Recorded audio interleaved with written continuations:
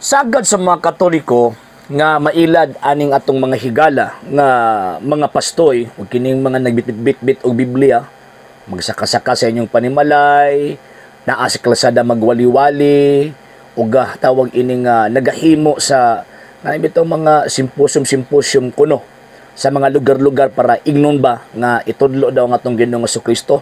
Kanang maong mga tawhana basta dili gani na sakop sa Santa Iglesia Katolika, Apostolika, Romana, kanang maong mga tawhana mangingilad na in terms of faith. So, ano makaingon man ko og tawag ini mga mangingilad concerning sa gitag pagtuon? Number one, si Kristo nagtugod og iyang iglesia.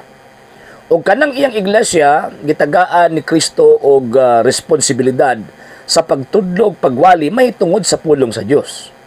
So kung maghimo po kag pagwali outside the church founded by Christ or outside sa authority nga gihatag ni Kristo ngadto siyang mga apostol o sa iyahang gitawag og mga sumusunod, buti pasabot nakikompetensya ka. Unya, ikaduha walay kasiguruhan nga tama ang ilahang giwali tungod sa hinungdan kay ilang mga pundok gitukod ra man gud mga Amerikano, gitukod ra man gud na og kana bitong mga tao, kung sakman pa ba man-made sect kanang maong mga punduka. So, sigurado gyud mangingilad ning maong mga tawhana. Karon, unsa may ilang himuon mga sir ug mga ma'am para ilaro nila ang tawag ining tao? Number one, siyempre bit-bit na sila og Biblia. Magwali-wali na ang tawag anong isulti, puro lang pulong sa Ginoo, pulong sa Ginoo, pulong sa Ginoo. Nya pagkahuman ang tumoy, ilaron ka concerning sa pagtuo. Sa ilang pagkapersona palang daan mangingilad na eh. Nga naman, again, way connection kang Kristo. Number 2, wala sila sugua, wala sila gipadala aron magwali. Kaya dili man mo yung nakasulat sa Biblia nga sila gipadala aron magwali. Number 2, ang ilang interpretation, ang ilang pagsabot sa balang kasulatan, way siguro, way kasiguraduhan nga husto. Nga naman kay, again, dili man sila ang gisaaran ni Ginoong Jesucristo nga padadaan sa Espiritu Santo aron mooy motudlo sa iyang ebanghelyo ngadto sa mga tao. Mo na ang ilang ginahimo para inong tinuod sila, labayan nila og lapok ang simbahang Katoliko. Daghan na sila ibutang-butang ang Katoliko nagsimbag rimulto. Ang Katoliko tawag ining daghan kayog mga Diyos. Sa pa ang tawag ng Katoliko di na makaluwas. Maman lang ilang i-brand sa simbahang Katoliko kay para ingnon sila tinuod sila. Kay para ingnon sila limpyo sila, di ba? Ang mga Katoliko daghang king mga badlungon. Oh, tanaw sa prisuhan, daghang king mga Katoliko nga naasunod, di ba? I-brand nila ang simbahang Katolika. Pero ang atong tubag niya na again, ang pagpili ang paghimo og maayo og daotan, choice na sa tao. Pagpili na sa tao. Kung mahimo siyang maayo, mahimo siyang maayo, mahimo siyang daotan, mahimo siyang daotan. O niya, sa simbahan na Ginoong Jesucristo, sama sa pukot, sumala pa niya, dili tanan nga tawag ining makuha niya nga mga isda, puro tarong, lagi din mga yabag. Bisan ganin sa dusik ng mga apostoles na mga yabag usa. Diba? Bisan ganin sa first century Christians na magandang mga yabag. So, buti pasabot, dili basihan nga puro na mo buutang din ha. Nya puro na mo mga tawag ining mga maayo din na sa inyong sekta, tinuod na mo. Nga naman kay ang basihan sa pagkatinuod, dili ka naggibuhat sa membro, kundi ang pagbasihan o gibasihan sa tinuod, kanang founder ni anang inyong sekta o sa iglesia gitukod ng Kristo. Pag dili ka na si Kristo nagtukod ana, piki gyud na. Piki gyud na. Ikaduha, ingon sila ang Katoliko, nagsimbag tawag ining mga ribulto. Kasi gusto ninyo nga ang Katoliko, nagsimba og tawag ining mga ribulto. Huna na sa mga pastoy nga ang ilang pangunahon ba na pasmo ba?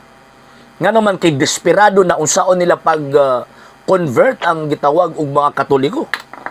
Way Katoliko, way buutang Katoliko nga nagsimbag ribulto. Mabuto ang Katoliko mingon amahan namo nakaslangit.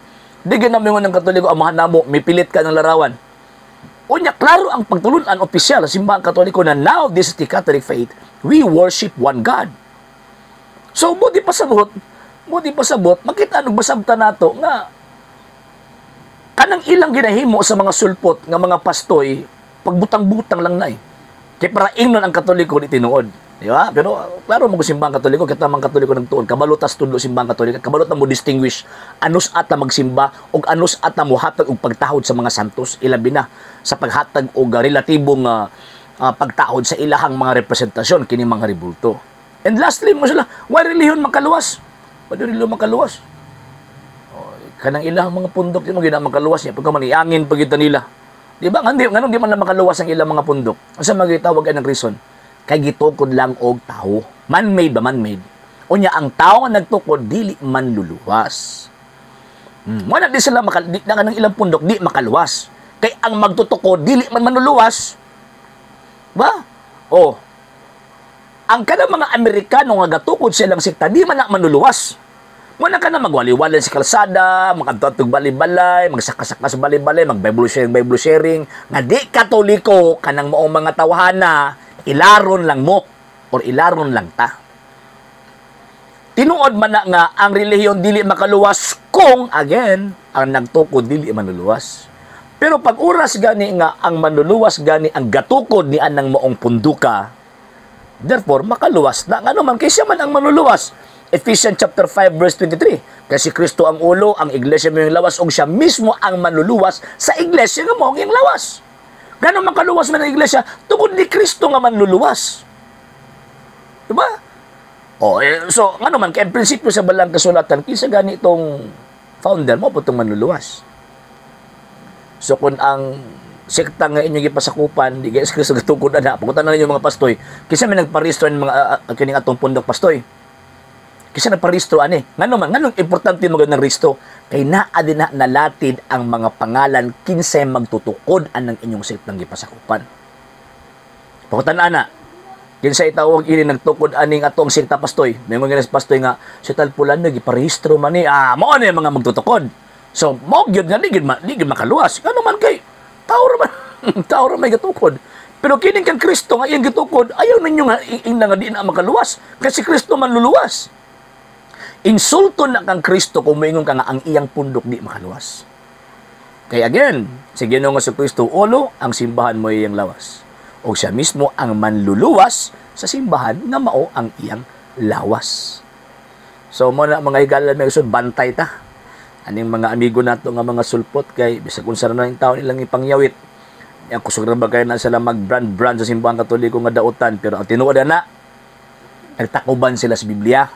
Nagtabong ilang gihabol ang Biblia para dili makita ang tinuod nilang kinaiya. Ngayon sa man, gipanggamit sa yawa. Okay?